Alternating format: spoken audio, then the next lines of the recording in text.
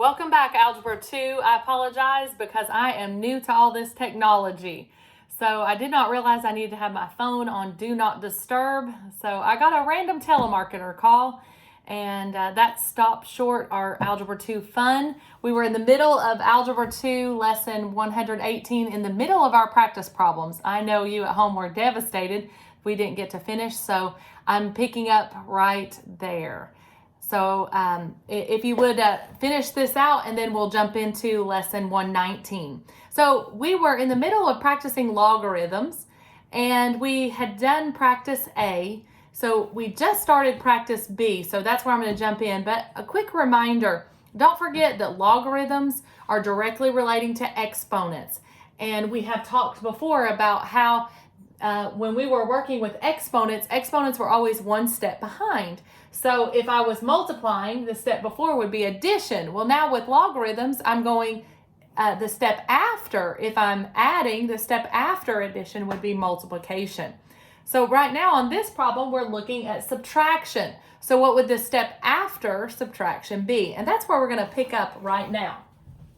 So we started out with logarithm base 7 of x plus 7 minus the logarithm to the base 7 of x minus 2. And that's where we got interrupted. So we're picking up right there. Equals log to the base 7 of 10. Now, again, reminding that since I'm subtracting, the step after subtraction is division. So I have the same logarithm. So I'm just going to say log to the base 7 of x plus 7 over x minus 2 equals log to the base 7 of 10. And again, notice I have the same logarithm base 7, so I can set them equal to each other. X plus 7 equals x minus 2. That's what our book told us. Since the log to the base is the same, I can set the arguments to the same.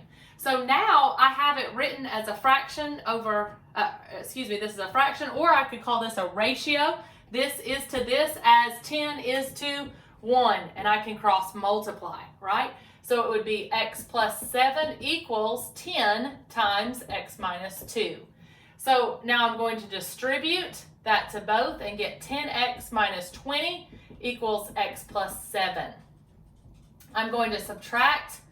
I started to, already in my mind I was working it out. So let's subtract 10x, and that's going to give me negative 9x plus 7 equals negative 20. I'm going to subtract 7, and I'll end up with negative 9x equals negative 27.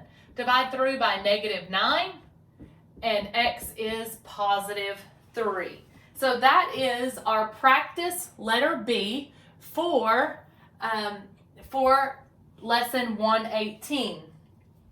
Now, we have one more practice problem from this lesson 118. So let's do that one together. All right, so if you would grab your paper. Now would be a great time to push pause and see if you could come up with the same solution. All right, so let me give you just a moment to write down practice C. So practice C is 2 times log base 3 of x equals log base 3 of 16. Now, this one's a little bit different just because I'm solving this time with a number in front, a coefficient here. Now remember, we said if we're multiplying, the step after would be raised to a power, right? So I can rewrite this log to the base 3 of x squared, because the 2 is in front, equals log base 3 of 16. Now my logs are the same, so I can let the arguments be the same. X squared equals 16. Square root both sides. So what does x equal? Well, I understand that x has to equal 4, right? Because the square root of 16 is 4. All right, so that was my practice for lesson 118. So I wanted to point that out to you. And now let's jump into lesson 119. So thank you for just jumping back in with me and reviewing as we finished out that lesson. Hopefully logarithms, are one of those things that the more that you do, the more comfortable you feel with them. Always remember that anything new is always going to be a little bit intimidating at first, right?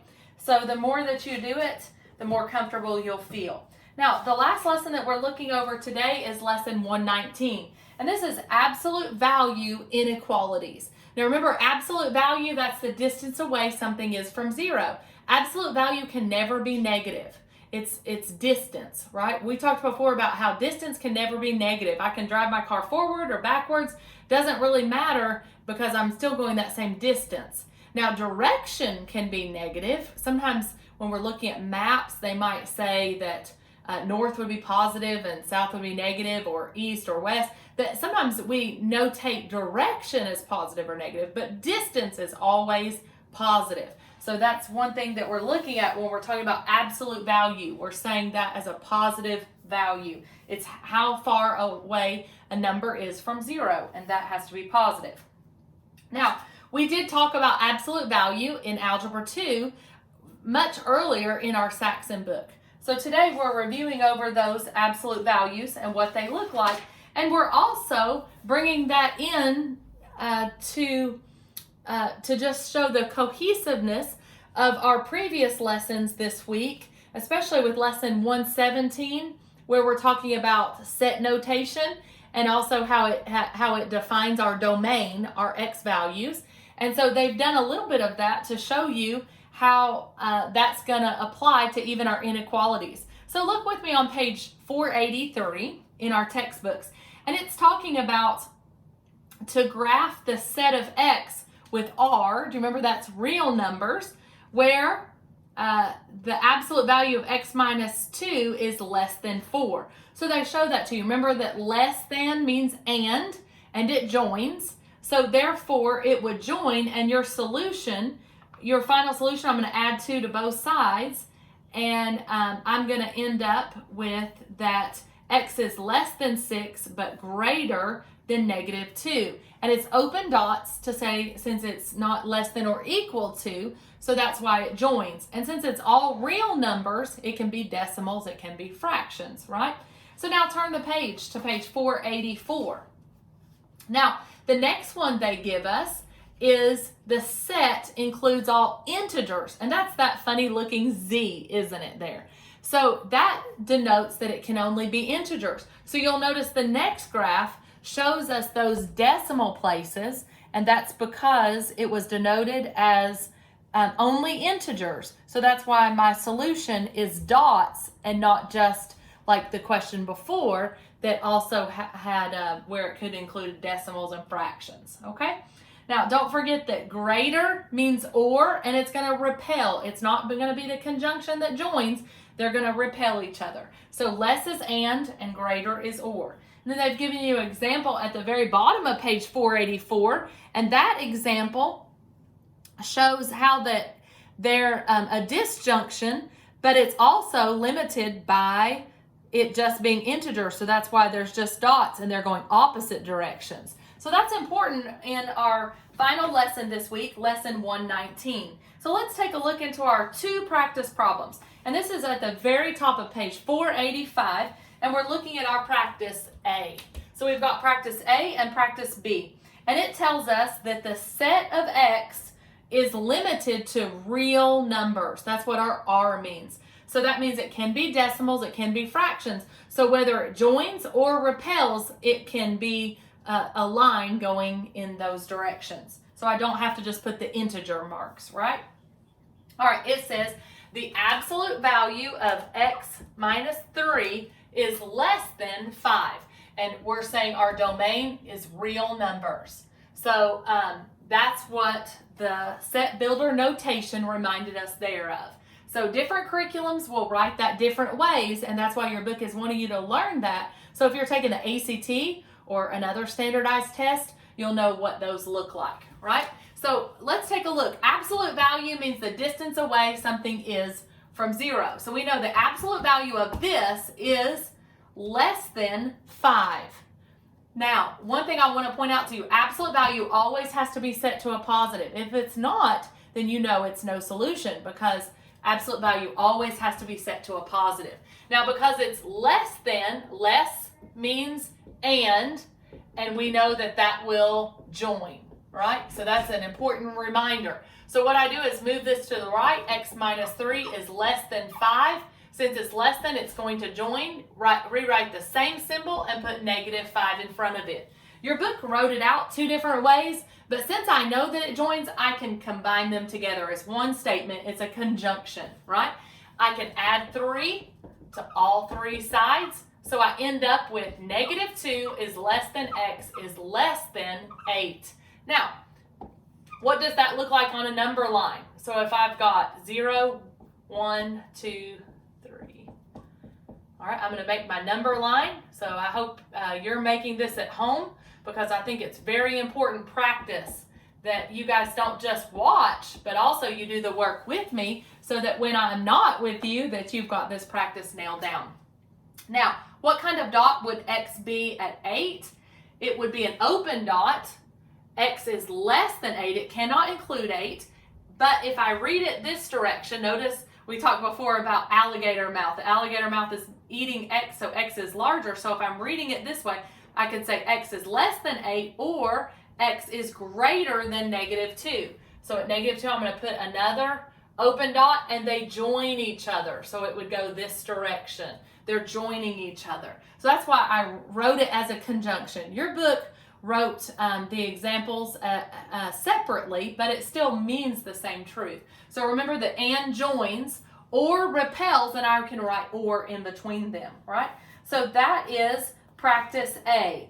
And I know that I don't have to write the dots at each number because my domain was limited to the reals, not integers. If it were integers, I would not put a dot here. I would just put dots at each one of these up until negative 2 and 8 would be left blank if this were integers instead of reals. All right, so let's take a look at letter B. So we're on, there's only 2 practice problems on this section. So now we're at 119, letter B. All right, and I hope you all are working these on paper as we're doing this together. So practice B.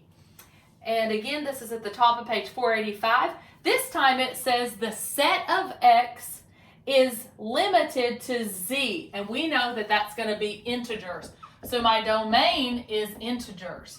So this time it cannot be decimals or fractions. So this will be limited. So that's why it's important that I pay attention to what that set builder notation means. Absolute value of x plus 3 is also, again, less than or equal to 2. So this time it's or equal to 2, so it can also equal to, whereas the last one it was an open dot, right? All right, less than also means and, so this one also will join. If it were greater than, it would be or, and it would repel each other. Now, same thing, it's set to a positive, so I write down x plus 3, less than or equal to 2 toward the right of it, same symbol, negative 2. Now I'm going to solve by getting x by itself. So I'm going to subtract 3 from all 3. Notice that your Saxon book broke them apart and did 2 separate ones, but the meaning is the same. And you can join together. Greater, you would put or in the middle. Now let's solve this. Negative 5 is less than or equal to x is less than or equal to negative 1. Now, remember that my domain was limited to integers, so I'm going to write 0. Oh, no, we're dealing in negative, so I'm going the opposite direction, aren't I? So let's put 0 here, negative 1, negative 2. We're going in debt here, right? Deeper and deeper. All right, so more in the negatives this time.